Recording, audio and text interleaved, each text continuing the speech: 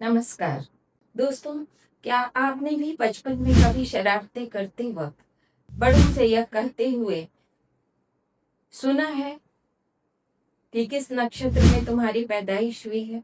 अगर हाँ, तो आइए जानते हैं आज उन्हीं नक्षत्रों के बारे में कुछ बातें जो हमारे व्यवहार को प्रभावित करते हैं, कैसे करते हैं। ज्योतिष में 27 नक्षत्रों को लिया गया है। एक 28वें नक्षत्र की भी बात की गई है, अभिजीत की, पर यहाँ हम उसकी चर्चा नहीं करेंगे, कभी आगे करेंगे। अभी हम सिर्फ 27 नक्षत्रों की बात करेंगे। तो ये नक्षत्र क्या है?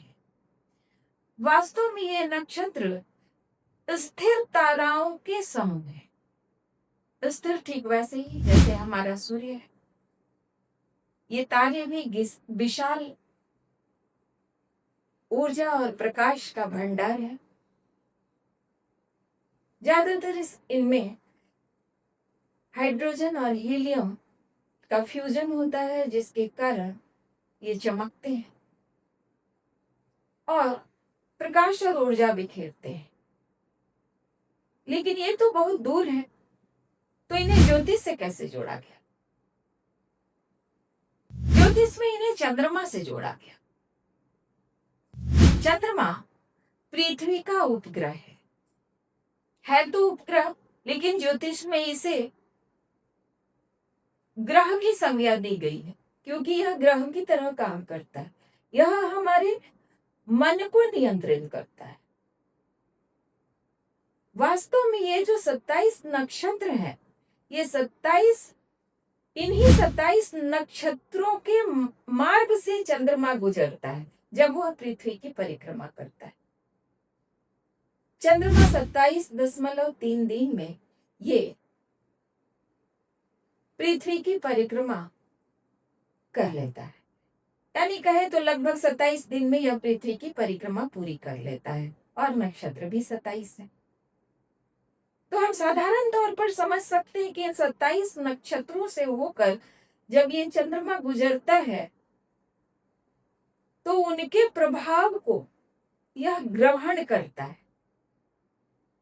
और जब यह हमें प्रभावित करता है तो उन्हीं नक्षत्रों के प्रभाव को भी हमारे ऊपर छोड़ता है। हमारा जोडियक 360 डिग्री का है। 27, इसे जब 27 भाग में हम बांटते हैं तो 1 डिग्री का मान 13 डिग्री 20 मिनट होता है।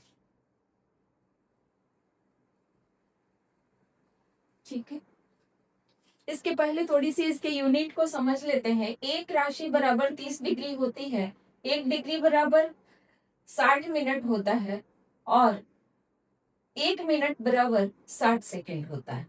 तो ये डिग्री का जो कैलकुलेशन है, ये डिग्री 360 में 27 से भाग देंगे तो ये 13 डिग्री तो ठीक ठीक जाएगा, नीचे 9 यहाँ आएगा, तो इसको हम सेकेंड में मिनट में बदल लेंगे, और मिनट में बदल करके फिर इसे गुना करेंगे 60 को 9 से, तो 5 4 ये हो जाएगा, तो 13 डिग्री 20 मिनट है। 27 नक्षत्रों में 108 चरण होते हैं, यानी 13 डिग्री 20 मिनट का जो एक नक्षत्र होता है उसका एक चरण 3 डिग्री 20 मिनट का होता है। 13 डिग्री 20 मिनट को जब हम 4 भाग में बांटते हैं तो यह 3 डिग्री 20 मिनट जाता है। यहां भी हम वैसे ही करेंगे।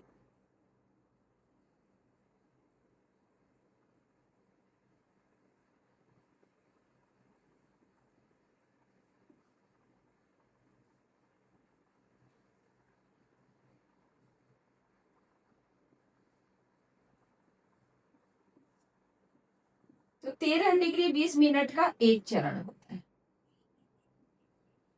अब वास्तव में इस कैलकुलेशन की जरूरत क्यों पड़ी? दरअसल नक्षत्र अंतरिक्ष को मापने की एक अति प्राचीन भारतीय प्रणाली है,